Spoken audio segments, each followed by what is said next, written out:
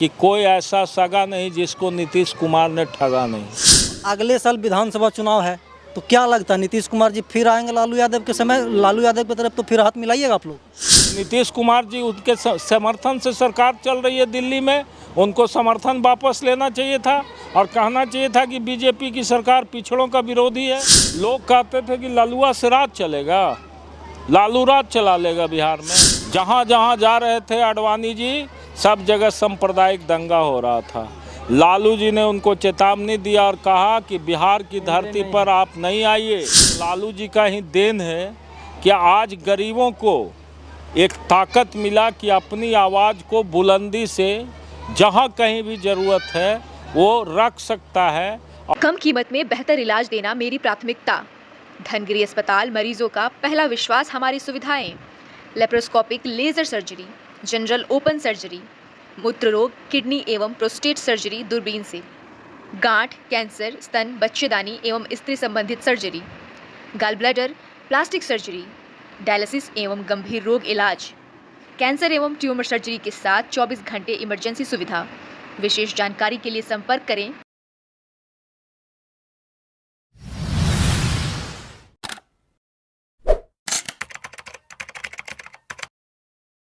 नमस्कार, प्रणाम। मैं अमित चौरसिया और आप देख रहे हैं नालंदा दस्तक। हमारी मौजूदगी है इस्लामपुर में और इस्लामपुर में कल कृष्ण चेतना सेवा समिति के द्वारा कृष्ण जन्माष्टमी मनाया जाता है और इस कृष्ण जन्माष्टमी का जो पूरा तैयारी है वो लगभग समाप्त हो चुका है और शाम में पूजा अर्चना होगा और उसके बाद रात में सांस्कृतिक कार्यक्रम भी होगा।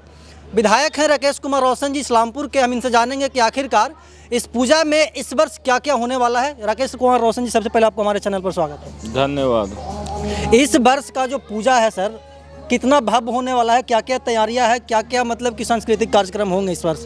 देखिए, हर वर्ष की भांति इस वर्ष भी श्री कृष्ण चेतना सेवा समिति जन्माष्टमी का पर्व हर्षोल्लास के वातावरण में मना रही है।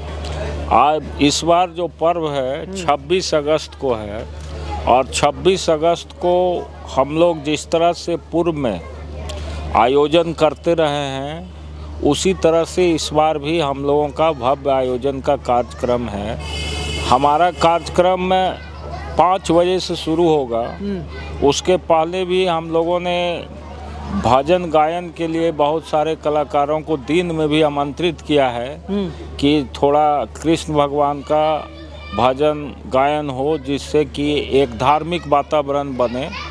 और 6 बजे से हम लोग का कार्यक्रम का विधिवत संचालन होगा और हमारे इस कार्यक्रम के मुख्य अतिथि हैं औरंगाबाद से राजद के सांसद हैं अभय कुशवाहा जी, जो अभी लोकसभा में संसदीय दल के राष्ट्रीय जनता दल के नेता भी हैं। साथ में बगल के जहानाबाद के सांसद डॉक्टर सुरेंद्र प्रसाद यादव हैं। फिर महुआ के हमारे साथी विधायक हैं डॉक्टर मुकेश रोशन जी। फिर आपको ये शेखपुरा के विधायक हैं विजय सम्राट जी।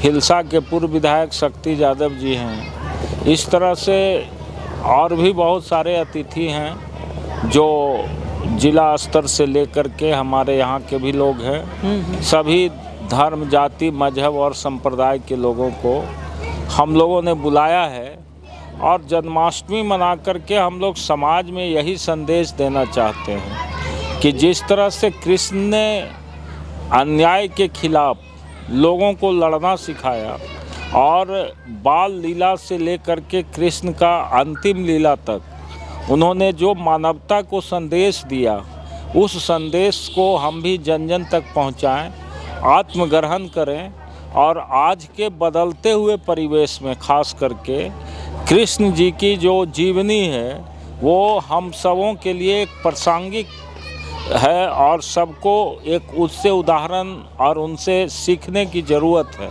इसलिए आज के परिप्रेक्ष्य में जन्माष्टमी का महत्व भी बहुत बढ़ गया है। और आप जानते हैं कि हमारा देश जो है सनातन धर्म हम लोग मानते हैं।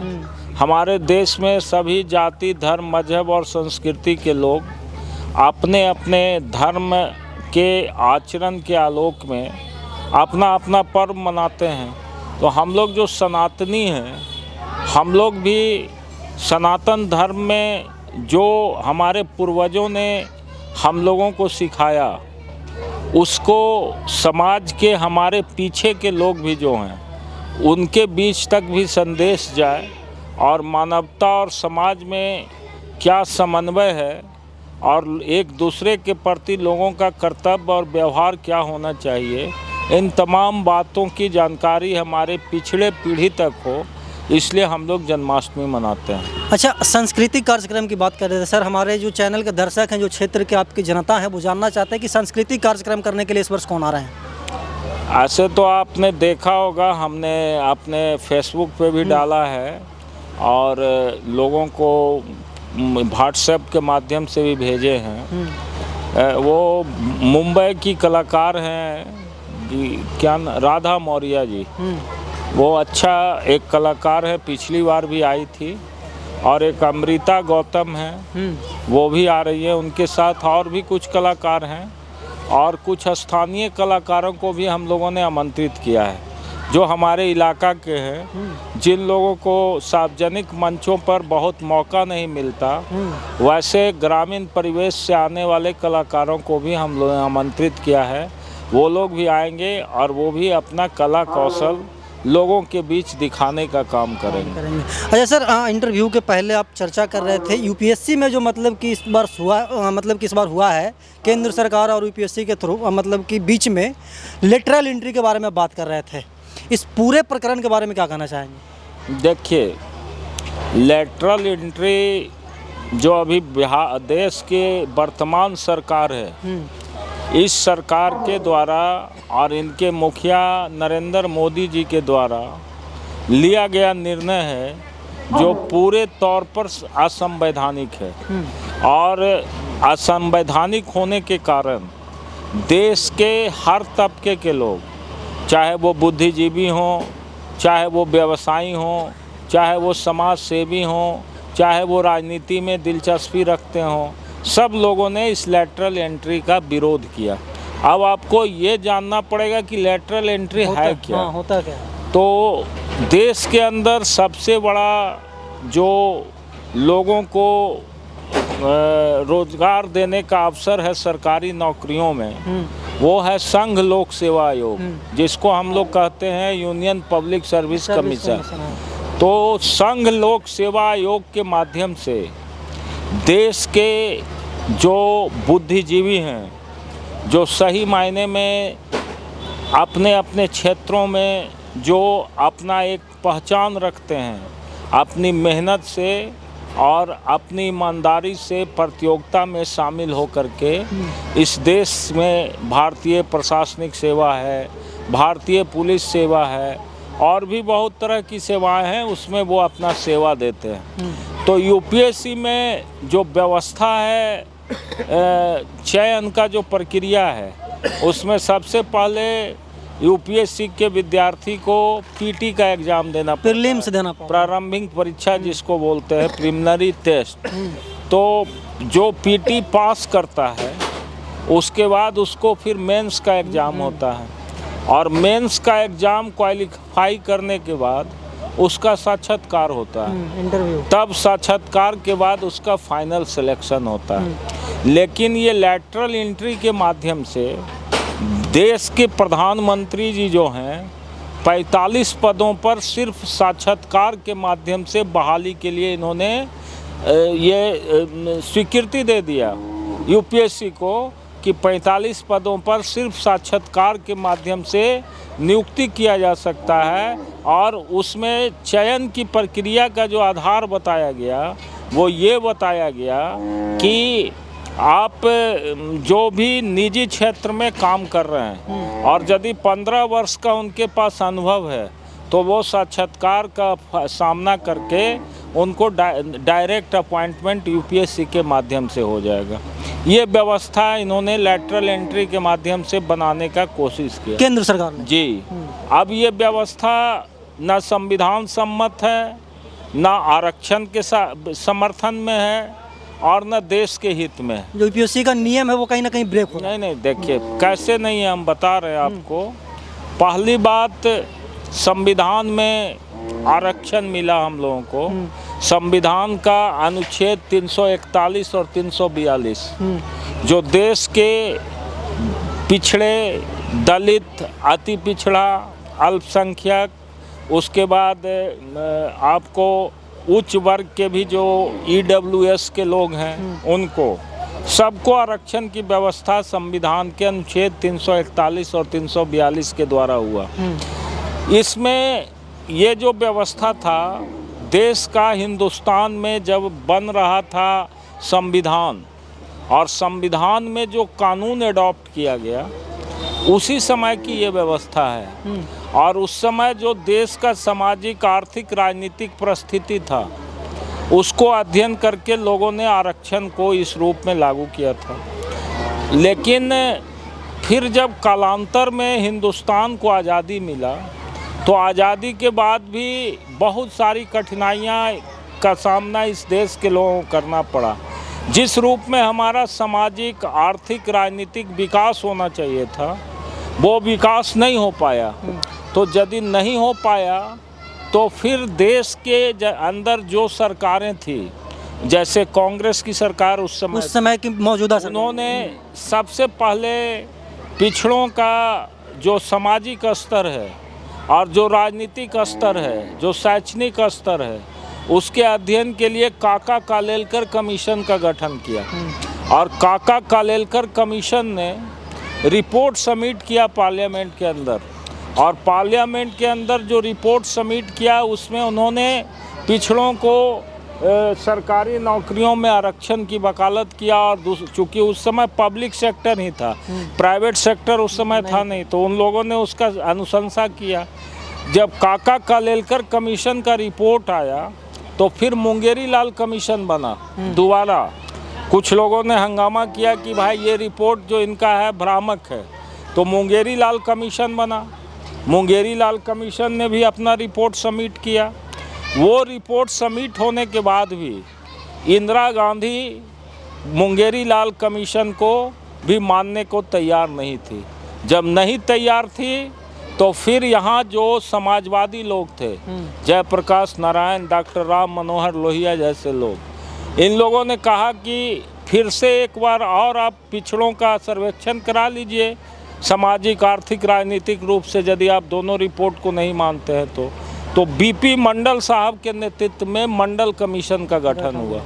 और ये मंडल कमीशन ने 1978 में ही लोकसभा के अंदर अपना रिपोर्ट सबमिट कर दिया। सरकार को रिपोर्ट इन्होंने सबमिट किया। लेकिन जो इस देश के नुमाइंदे थे, उसमें कांग्रेस की सरकार थी, कांग्रेस के लोग पिछड़ों का वोट लेते थे, दलितों का वोट लेते थे, अल्पसंख्यकों का वोट लेते थे, लेकिन उसके भलाई के लिए जो कदम उठाना चाहिए था नहीं उठाया जा रहा था। इन लोगों ने भी मंडल कमीशन के रिपोर्ट को ठंडे बस्ते में डाल दिया था। जब ठंडा बस्ता में डाल दिया तब इस देश के अंदर आंदोलन शुरू हुआ, लेकिन उस समय पिछड़ों के बीच जागृति का अभाव था।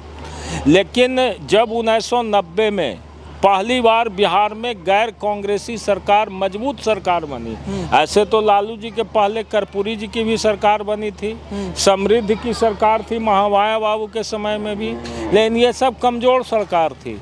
लेकिन 1990 में जब जनता दल था और लालू जी की सरकार बनी तो लालू जी ने एक सूत्री बात कहा कि मंडल कमीशन का रिपोर्ट को किसी भी कीमत पर लागू करना होगा और पिछड़ों को 27% आरक्षण देना होगा। इस बात की लड़ाई उन्होंने शुरू किया और कहा कि इस लड़ाई को तब हम जीत सकते हैं जब हम सभी पिछड़ों, दलितों को संगठित करके एक मंच पर लाए, और उनके प्रयास से सफलता भी मिला। और लालू जी का ही देन है कि आज गरीबों को एक ताकत मिला कि अपनी आवाज़ को बुलंदी से जहाँ कहीं भी ज़रूरत है वो रख सकता है, और समाज के अंदर समानता का जो वातावरण बना, चाहे समाज में गरीब हो, अमीर हो, बड़ा हो, दलित हो, सबको संविधान के तहत सबको एक रूपता है, एक सबका अधिकार और कर्तव्य एक है। इस बात को लालू जी ने राजनीति में स्थापित करवाया। इसके लिए बहुत तरह का उनको संघर्ष भी झेलना पड़ा। लोग कहा करते थे, आप लोग तो नहीं होंगे उस समय, हम लोगों को याद है लोग कहा करते थे, उस समय मैं सेंट कोलंबस कॉलेज में हजारीबाग में पढ़ता था, लोग कहते थे कि ललुआ से राज चलेगा, लालू राज चला लेगा बिहार में। इसके पीछे कारण क्या था? इसके पीछे मानसिकता था, देश के अंदर जो सामंती लोगों ने यहाँ देश के अंदर शासन किया था, उसको लग रहा था कि लालू यादव मेरे कलेजा पर चढ़ करके एक गरीब का बेटा आज बिहार का मुख्यमंत्री बन गया, इसको एक्सेप्ट करने के लिए तैयार नहीं था उस समय के लोग। हाँ, और यही कारण था कि आपने देखा कि बीपी सिंह, जब देश के अंदर बीपी सिंह प्रधानमंत्री बने तो बीपी सिंह जो थे मांडा स्टेट के राजा थे, और उत्तर प्रदेश में मांडा पड़ता, बहुत बड़ा साम्राज्य था उनका। एक राज परिवार से आया हुआ व्यक्ति देश की जनता के हित में मंडल कमीशन का रिपोर्ट को लागू कर दिया। 1990 में जब लालू जी, शरद जी, रामविलास पासवान जैसे नेता, इन लोगों ने जब दबाव बनाया तो देश के अंदर मंडल कमीशन का रिपोर्ट बीपी सिंह ने लागू किया। और इसीलिए बीपी सिंह को आज इतिहास के रूप में याद रखा जाएगा जब तक यह देश बचेगा, कि जो एक बड़ा साम्राज्य से आया हुआ व्यक्ति था, उसके दिल में गरीबों के प्रति दर्द था और गरीबों के पक्ष में उसने मंडल कमीशन को लागू किया, और जिसके चलते उनको पूरे देश में विरोध झेलना पड़ा। स्वजातीय विरोध भी झेलना पड़ा, उच्च वर्ग के लोगों का भी विरोध झेलना पड़ा। लेकिन जब इच्छा शक्ति मजबूत होती है तो कोई आदमी किसी को अपने काम में बढ़ने से आगे रोक नहीं सकता है। और उन्हीं के प्रेरणा से जब उस समय लाल कृष्ण आडवाणी जी थे, देश के बड़े नेता बीजेपी के, सोमनाथ से अयोध्या तक उन्होंने यात्रा निकाला और कहा कि राम का मंदिर हमको अयोध्या में बनाना है, इसलिए हम पूरे देश में भ्रमण करके हिंदुओं के बीच जागृति पैदा कर रहे हैं। जहाँ जहाँ जा रहे थे आडवाणी जी, सब जगह सांप्रदायिक दंगा हो रहा था। लालू जी ने उनको चेतावनी दिया और कहा कि बिहार की धरती पर आप नहीं आइए, लेकिन फिर भी आडवाणी जी आए तो लालू यादव इस देश का एक ऐसा नेता पैदा हुआ जिसने आडवाणी को सार्वजनिक मंच पर से पटना में गिरफ्तार कर लिया और कहा कि हम आपको इस देश के अंदर अल्पसंख्यकों को या जो भी लोग समाज के अंदर है उसको हम दहशत में जीने नहीं देंगे, सबको समाज में जीने रहने का समान अधिकार है। तो ये हमारे पूर्वजों की लड़ाई थी जिसके चलते आरक्षण मिला। और आज भी लालू यादव ने कहा कि जातीय गणना कराओ। क्या इसका मकसद है? जातीय गणना का मकसद है कि जिसकी जितनी आबादी है उसकी उतनी भागीदारी होनी चाहिए। यदि उतनी भागीदारी नहीं दीजिएगा तो फिर समाज का विकास कैसे होगा? अभी EWS को 10% आरक्षण मिलता है, पता है आपको? पूरी आबादी कितनी है? 13%। 13% को 10% आप आरक्षण दीजिएगा और 87% लोग जो इस देश में है उसको 49% आरक्षण है। क्या ये है समानता के साथ? क्या ये न्याय के साथ दिया हुआ सरकार का फैसला है? तो इसका विरोध कौन करेगा? इसका विरोध हमको आपको जुट के मिल के सबको करना है। लेकिन अब मोदी जी जैसा व्यक्ति जो कहता है कि हम पिछड़ों के बीच से आए, वो पिछड़ों का आरक्षण को समाप्त करने में लगे हुए हैं। सुप्रीम कोर्ट ने रोक लगा दिया है। नरेंद्र मोदी जी में हिम्मत तो क्यों नहीं ला करके सरकार का अध्यादेश जारी करा दिए? सरकार का अध्यादेश जारी कराना चाहिए था। नीतीश कुमार जी कहते हैं कि पिछड़ों के, दलितों के सम्मान के लिए हम लड़ते हैं। आज नीतीश कुमार जी, उनके समर्थन से सरकार चल रही है दिल्ली में, उनको समर्थन वापस लेना चाहिए था और कहना चाहिए था कि बीजेपी की सरकार पिछड़ों का विरोधी है, दलितों का विरोधी है, हम इसके साथ नहीं रहेंगे। आज आपके जीतन राम मांझी जी बड़ी बड़ी बात करते थे, आज रामविलास जी का बेटा बड़ी बड़ी बात करते थे, कहाँ चले गए सब लोग? आज गरीब के हित में लड़ने का बात हुआ तो ये सारा लोग चुप्पी साध लिया। मोदी जी के हनुमान बने हुए हैं। नहीं तो चुप, मोदी जी का हनुमान बन के अपना कुर्सी न सुरक्षित कर रहे हैं, आवाम का तो हक को आप मार रहे हैं। तो राजनीति आवाम के हक के लिए होगा या अपना कुर्सी सुरक्षित करने के लिए? ये भी तो फैसला देश के जनता को करना होगा ना। अच्छा, नहीं करेगा तो कैसे होगा? तो हम वही कह रहे हैं कि एक तो संविधान विरोधी है। कैसे संविधान विरोधी है? संविधान विरोधी है कि मोदी जी के सरकार का ही फैसला है कि यदि किसी व्यक्ति को 45 दिन के लिए भी अनुबंध पर नियुक्ति किया जाता है तो उसमें आरक्षण के रोस्टर का पालन होगा। मोदी 45 दिन के लिए मतलब कोई नौकरी कर 45 दिन के लिए भी। अब इस पे मोदी जी कहते हैं एकल पद है। अब आप समझिए 45 पद का वैकेंसी एकल पद कैसे हो जाएगा? वो दर्जनों एकल पद तो होगा नहीं। एकल पद मतलब एक व्यक्ति के लिए होता तो एकल पद है, इस नाम पर वो कह रहे हैं कि हम आरक्षण नहीं दे रहे हैं, तो ये देश के आरक्षण के विरोध में है। दूसरी बात ये है कि समानता के अधिकार के भी विपरीत है। कैसे है? Right to equity is our fundamental right in the constitution of India and this right has been given by the constitution, not given by any individual person. लेकिन आज इस पे भी खतरा है। क्या खतरा है आप देखिए इसको। एक IAS ऑफिसर को यदि संयुक्त सचिव तक पहुंचना होता है तो उसको 16 बरस लगता है। 16 बरस में वो संयुक्त सचिव बनेगा और ये संयुक्त सचिव का नियुक्ति 15 बरस के अनुभव पर कर रहे हैं। कौन सी का अनुभव? तो प्राइवेट सेक्टर का अनुभव, निजी अनुभव। तो ये तो राइट टू इक्विटी का भी उल्लंघन हो रहा है। तो जब समानता का अधिकार का उल्लंघन हो रहा है, आरक्षण का जहाँ पर समाप्त करने की योजना चल रही है, तो ये सारे जो पिछड़े दलित वर्ग के लोग जो हैं ये क्या करेंगे? घर में बैठ करके ताली बजाएंगे। इसीलिए देश के अंदर भूचाल आ गया। तब भूचाल आया तब ये लोग सब अपना, मोदी जी भी बैक टू पवेलियन चले गए और ये सब लोग कहा कि आंदोलन का समर्थन करते हैं। भारत बंद काला हुआ। भारत बंद काहे के लिए किया? भारत बंद कहा कि SC ST का आरक्षण में जो क्रीमी लेयर बांधा जा रहा है, इस क्रीमी लेयर के हम विरोध में हैं। आरक्षण में 341 अनुच्छेद में क्रीमी लेयर का कहीं चर्चा नहीं है। क्रीमी लेयर सरकार के द्वारा बनाया गया एक कानून है, रूल है, जो आपको मतलब समय समय पर सरकार सर्कुलर जारी करती है। तो क्रीमी लेयर की आवश्यकता क्यों पड़ी थी? क्योंकि संविधान में ही ये प्रावधान था कि आरक्षण जो है हमेशा के लिए नहीं होगा। आरक्षण का रिव्यू होगा और रिव्यू होने के बाद यदि सामाजिक आर्थिक स्थिति में उन्नति होगा तो उसका रिजर्वेशन धीरे धीरे कमेगा। लेकिन अभी भी भारत सरकार के जितने भी उच्च पद हैं, 100 पद को यदि आप लेंगे तो 89 उच्च पदों पर उच्च जाति के लोग बैठे हुए हैं। मात्र 11 पद आपको मिलेगा जहां पे अनुसूचित जाति, गरीब, दलित, पिछड़ा, अति पिछड़ा का लोग हैं। तो ये आरक्षण से क्या मिला अभी तक? अच्छा, हमारा असमानता तो मिटा नहीं। तो जब असमानता नहीं मिटा तो हमारा आरक्षण का अधिकार छीनिएगा। UPSC जैसी संस्था को हाईजैक करके आप अपने RSS के कार्यकर्ता को बहाल करके प्रधानमंत्री कार्यालय चलवाइएगा। तो इसके लिए देश की जनता ने आपको वोट नहीं ना दिया था। इसके लिए नीतीश कुमार बिहार का मुख्यमंत्री नहीं ना बनाया। जो नीतीश कुमार जी दिन रात दम्भ भरते हैं कि हम पिछड़ा में पैदा लिए, पिछड़ा के लिए लड़ेंगे। पैदा लेने से नहीं होता है भाई साहब, विचार और सोच से कोई आदमी राजनीति करता है। डॉक्टर राम मनोहर लोहिया क्या थे? ब्राह्मण थे। जयप्रकाश नारायण क्या थे? कायस्थ थे। ब्राह्मण और कायस्थ में भी पैदा होकर इन लोगों ने समाजवाद का बात किया।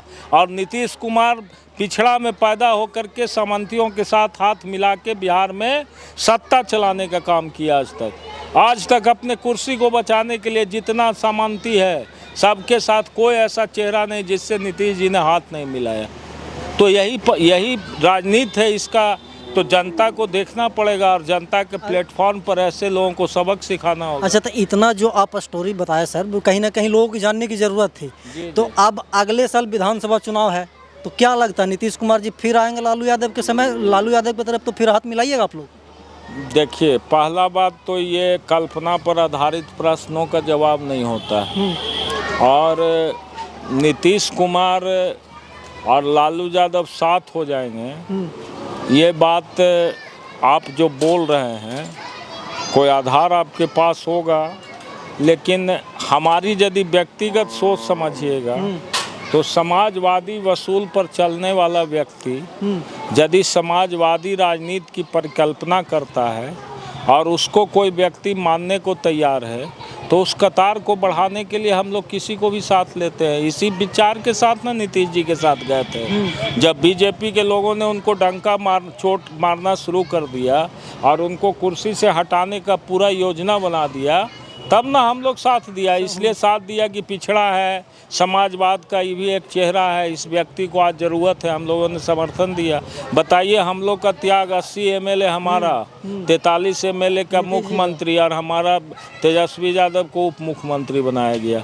फिर भी हम लोग समाज के लिए, देश के लिए, राज्य के विकास के लिए उसको भी सहन किए। लेकिन नीतीश जी तो अपना मतलब एक कहावत है बिहार की राजनीति में कि कोई ऐसा सगा नहीं जिसको नीतीश कुमार ने ठगा नहीं। सबको ठगा इन्होंने, चाहे बीजेपी के लोग हो उसको ठगे, लालू जी को ज़रूरत हुआ तो लालू जी को भी ठगे, सबको इन लोगों ने ठगने का काम किया। और आज फिर कह रहे हैं कि हम ही सबसे बड़ा पिछड़ों का हितैषी हैं, हम ही धर्मनिरपेक्षता का सबसे बड़ा पैमाना है बिहार में। तो ये तो उनका अपना कुर्सी बचाने का सोच है। आज ज़रूरत पड़ेगा तो नीतीश जी राजद क्या कहीं और भी जा सकते हैं, ऐसा थोड़ी क्या है।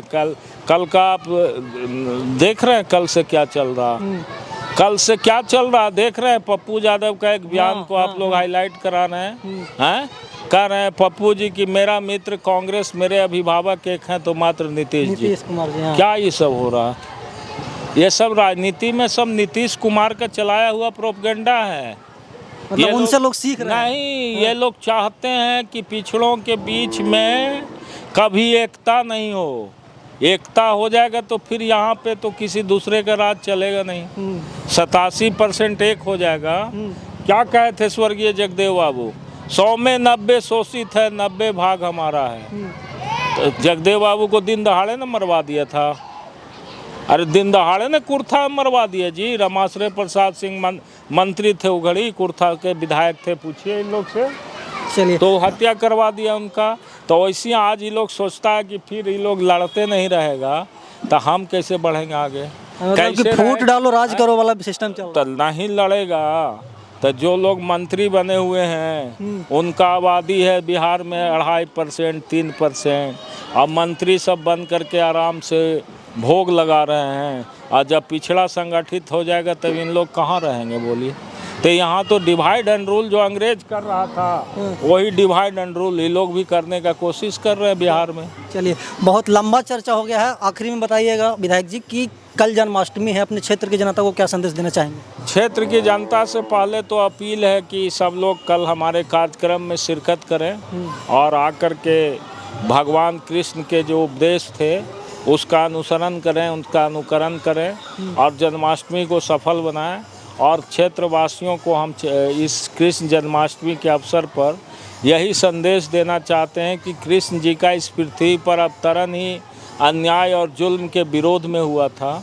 इसलिए आप भी जहां पर देखते हैं अपने समाज में कि अन्याय और जुल्म हो रहा तो उसके खिलाफ आपको भी मजबूती से लड़ना चाहिए, यही हमारा संदेश है। चलिए, कल जन्माष्टमी है और इस्लामपुर में कृष्ण चेतना सेवा समिति के द्वारा कृष्ण जन्माष्टमी मनाया जाता है।